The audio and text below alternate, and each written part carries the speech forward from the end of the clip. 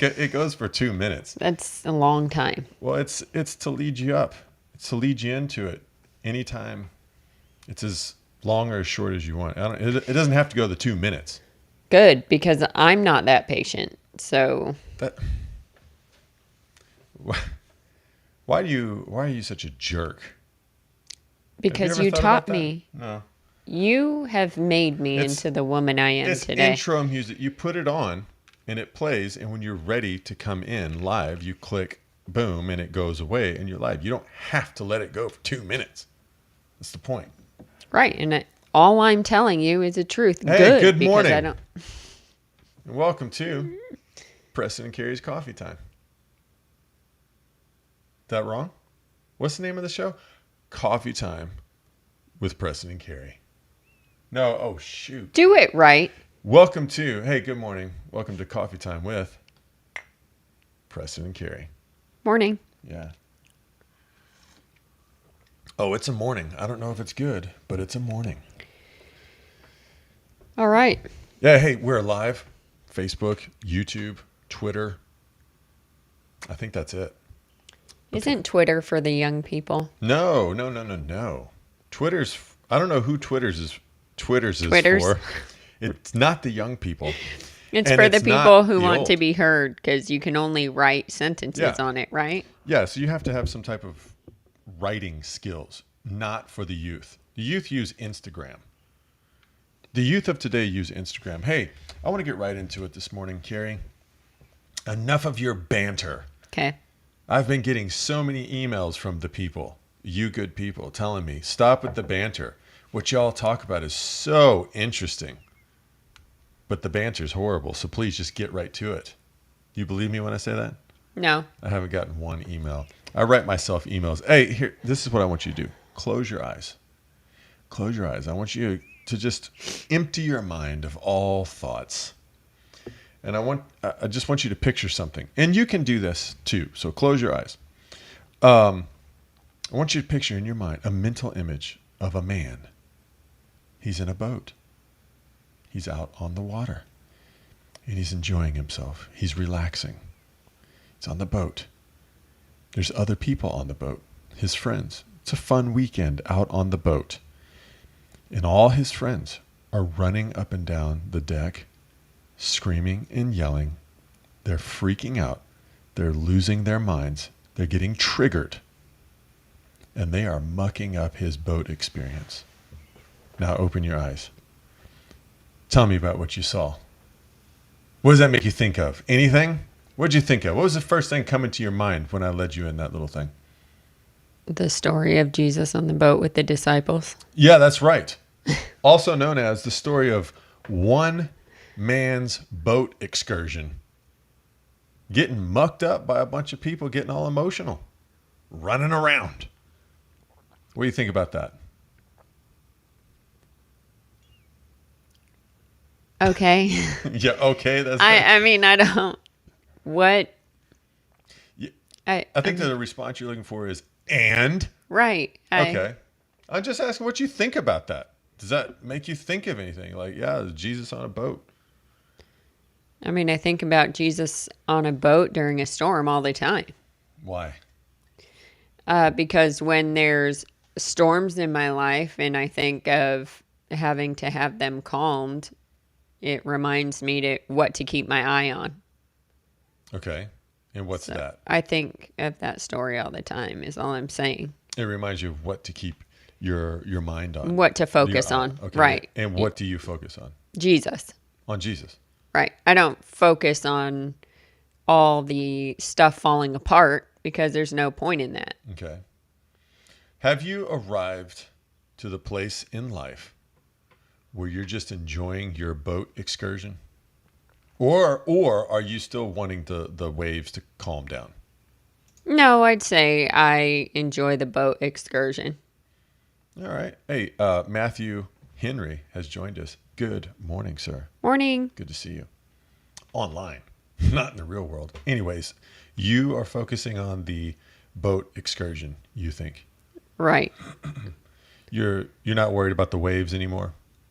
No. Are you sure about that? Do you want me to have a different answer? No, I want you to tell the truth. I don't worry about the waves. No. Okay. Operative word there being worry. I notice that they're there Yeah. and sometimes it gets uncomfortable, but that doesn't mean I'm worrying about it because I know whatever happens, even if I get thrown off the boat and drown, Okay. that's what God's plan is for my life. Okay. So there's no point in worrying about it. Okay. Valid point. I give you that. Very nice. How do you think you arrived at that place? How did you get to the point in life where you say, you know what? It's all about a boat excursion. It's not about a boat excursion in calm seas.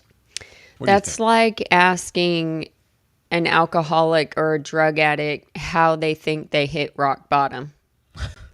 Okay. I Well, they have mean, an answer sometimes. sometimes they have an answer, Right. but the truth is, a lot of times people think that they've hit rock bottom Okay. and they haven't. All And right. so they have to continue going back and going back and going back and experiencing these things over and over until they actually hit their rock bottom. Okay. So it's difficult to put in words. For me, I can tell you that when there are things in my life that I feel are an injustice or not right, or just when it feels like everything's falling apart, I just sit in silence or sometimes listen to worship music, whichever one, because I do a lot of thinking with that. Okay. And I turn it all to the Father and I say, this is not my life. We as people inherently want to think that the things that we do in life, we cause, right? Like Okay. we are causing all of this to happen. And we're okay with bringing the spiritual realm in when something good is happening, but when something bad is happening, we're not okay with bringing the spiritual realm in. No, wait a second. What do you mean by that? What do you mean? Can you elaborate on that? I mean, well, I was going to elaborate on it, but now I just lost my train of thought. Don't blame this on Yes, me. Get your because you thoughts interrupted together. me. You're all over the place, Carrie. No. All right. I didn't So, interrupt you. Go. Go. Just go ahead. do we have choices and free will as people? Yes. We do have choices. We do have free will. Okay. Also, we are living in a life that is created by the Father. And so what he wants to happen is going to happen. And you see it in the Bible when people are, when a spirit comes on them and makes them act a certain way towards someone. Does this make sense to you? I think so. I think I'm following you. So you're talking about I don't know. Here, open that up and go to coffee time. Make sure that's on silent or whatever. Go to coffee time on the Facebook page there. Just sometimes comments come in there. And I want to hear your comments. They might not show up on our screen right over here. Okay, so let me see if I'm hearing you correctly. A lot of times people think that they're making, but they think that that the bad things that are happening in their life are happening to them. And they think that the good things that are happening in their lives is happening because of them, or either vice versa. I've noticed that people, and I think this is what you're talking about. People are on one side of the fence or the other. They either take credit for the good and they blame the bad, or well, that's all they ever do. They might blame themselves for the bad, but then they don't take credit for the good. They give credit to somebody else. How can I say this? I think the problem is people say what is good and bad. They think that they know what is good and bad, and their life experience reflects what is bad to them. But what is bad to them could be good for another person. Okay. So they will assume, well, this was an attack on me, and you just never know why something's happening. Right. Because you don't get the full picture of things. Do you think you're still being attacked at times in your life? Do you still believe in attacks? I do believe I've been attacked, yes. I believe in attacks from the enemy, yes. Okay. Do you think that Jesus saw himself as the object of an attack, be it from humans or from spiritual enemies and things like that? Yes. You think that? Why do you think that? And I'll tell you what, I don't think that. I'm starting to think that. I'm gathering that. I'm starting to think that Jesus never saw himself as the victim of an attack. Okay. How did he see himself? In God's perfect will. Right. He wasn't the cause. He wasn't the effect. He was just a child of God, the child of God, the Son of God. So when he was in the wilderness, what was that? That was just Satan being Satan. Okay. So what would he call that? A temptation. Okay. But it's not an attack. Well, why? Ain't no attack. Why isn't it an attack? Because Jesus is on a completely different plane of existence than Satan was. Well, Satan was... Okay, so I guess you could put it like this. Satan was trying to attack him. Yeah, okay, sure. So there are attacks from Satan. No, there's only attempted attacks from Satan. So you're saying there's an attack. No, attempted attacks from Satan. And part of attempted attack is attack. Well, no, that's like was there a murder here? No, there was an attempted murder. But there was not a murder because nobody actually died. You could come at me in the middle of the night with a knife, and you're still going to jail, even though you didn't kill me, because it was an attempted murder, but it wasn't a murder. Now I know this sounds like mind games or word games. It is. But there's a reason, because words, when we say words, we do one of two things. We always react to words. They hit our ears. The words hit our minds before it hits our consciousness. And we're already responding in some type of pre-programmed way. All right? So what a word means to you might mean something completely different to me, and then we start arguing over words, or you said it the wrong way, you didn't say it the right way. We argue. This is like every argument we ever have is because you used words that mean one thing to me and a different thing to you. And then you end up saying, this is you. You're like, well, then tell me how I'm supposed to talk to you. Yes, because you're the one out of the two of us who get offended by words. Oh, I don't get offended by words. I get offended by you trying to attack me, attempted attack, because you don't actually attack me. Yeah? Love does not get offended. I know. So you don't love me. All I'm hearing nor is... does it offend. I'm not offended. No, but you're offensive. What do you think about that? Hey, anyways, though, but seriously, back to my point with Jesus, though. The way Jesus saw reality in his life, completely different than a person who is born of a woman into this world. Because Jesus, every person's been born of their mother, except for Jesus. He was born of the Spirit of God. He was born through a woman, but he was not born of a woman. So that's why it's important, the whole virgin birth thing. Because no other person has been born because of an immaculate conception. The sheer will of God. The only other person that's been born of the sheer will of God is Adam. And maybe Eve, I guess you could say, because God also formed Eve as well. So the first two people. But anyways, so the way that human beings born into this whole system, this fallen system, the way we view things and the way Jesus viewed things / views things, because he's still alive, the way Jesus viewed things and then demonstrated his worldview to his disciples, completely different than any other human being. And that's with his own friends, his disciples. That's a lot of the conflict that they were having, is because they just couldn't understand it. And it's like, it'd be one thing if Jesus had been awake in the boat and like, oh man, yeah, this storm does suck. But he never said a damn word about the storm. He's like, I don't even care because I'm so above the storm. This storm is not trying to sink the boat. These Pharisees are not trying to kill me. No, none of this is really Now he did say, why are you trying to kill me, to some religious folks at some point in time? Well, I mean, here's the thing with the storm. Jesus knew that it wasn't his time. That's what I'm saying. So, of course, he wouldn't be in any way afraid and just sleeping. And when it was his time, what did he say?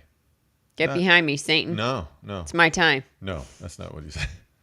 Wrong part of it. When it was his time to die, what did he say? Nothing. He said, forgive them, for they know not what they do. Well, that's when he was actually dying. But before, when it was all starting to happen. This is the argument with the word games. No, no, you're a mistake. You're all over the place with the Bible. I'm just trying to tell you. You're over here with him on the cross. Well, you said, what did he say? Not what did he say at any given point in his life. When it was time to go and die. Right. What did he say? So give me the scenario. What point in that time? Because I just told you two things that he said, and you said, no, that was this time. No, that was that time. So tell me what you're talking about. Okay, he didn't say a damn word. Oh, that's the answer? He didn't say a word. Yeah. When it was his time to go and die, he didn't say anything about it. He was led like a lamb to slaughter. Even the prophets, the old prophets of the Old Testament talk about how this lamb would say nothing, would be accused and ridiculed, all this other stuff, would just keep his mouth shut and go along with it. And why do you think Jesus just kept his mouth shut and went along with it? Because the prophets said so? Or because he had a different way of looking at things? Which one do you think it is? I'm just going to wait for you to answer this. No, I'm asking you, which one do you think it was? Do you think he was doing that to prove the prophets correct, or he was keeping his mouth shut for a different reason? What do you think? Oh, Lord. It was a different reason. It was a different reason. Why won't you answer that? Because the last question I answered was wrong, so you are making me not want to answer your questions. Okay. It was wrong twice. Don't get so defensive. I'm not defensive. The people love you. I'm not being Everybody defensive. loves you. I'm just not answering your questions anymore. All right. But listen, the reason that I say that is because Jesus had to have had a completely different perspective. Now, wait a second. Got a comment from Matthew Henry. He says, was Jesus human? Yes. Yes, he was. Good question. Simple answer. Yep, he was. Where was I going? Oh, yeah. Completely different worldview. I don't think Jesus, the impression I get is that Jesus never saw himself as the subject of an attack. He only ever saw himself as the Son of God doing exactly what God wanted him to do. So anything that happened, if it was Satan trying to trip him up, that's because God allowed that to happen. If it was a storm on the water, it's because God allowed a storm. If it was a demon running his mouth, what do you want with us, Son of God? I know who you are. It was shut up, be quiet. All this is happening because God's doing something here. And I go back to the whole worldview of being on the boat. Anybody, any one of us born into this world, this world seems so realistic to us. It seems so real that we can't help but focus on the waves and the storm, as opposed to, I'm just on a boat ride, and anything that's happening on the boat ride is because God allowed it to happen. And that's what you were saying. You were already saying that. But when we start to realize, I'm on a boat ride. My life is a boat ride with God.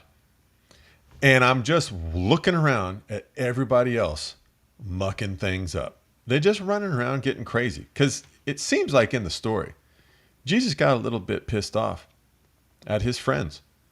Oh, Jesus, you don't care about us. You don't this. You're just going to blah, blah, blah. And he's like, oh, my God. How long am I going to have to suffer you people? So all this to say is another form or another way of saying the word integrity. So Jesus has, because he's still alive. But Jesus had integrity. And so people of integrity, how can you get integrity and not have God in your life? First off, what does integrity mean to you, Carrie? What do you mean? What does integrity mean to you? That's what I mean. Why don't you tell me what integrity means to you? Okay. Hey, everybody. We're going to end there. That's all we've got for you today. We'll catch you next Sunday, I guess. Well, no. What do you mean? Seriously. You're not going to answer the question. I ask you, what does integrity mean to you? And I'm just asking you, when I say the word integrity or whatever, what comes to your mind? You want to talk about it. The whole purpose of the show is to talk about it. I'm asking you questions, and you're not answering. Got a thumbs up from Matthew, though. Anyways, technical difficulties. Hey, thanks for watching, Matthew. We will catch you guys back next Sunday.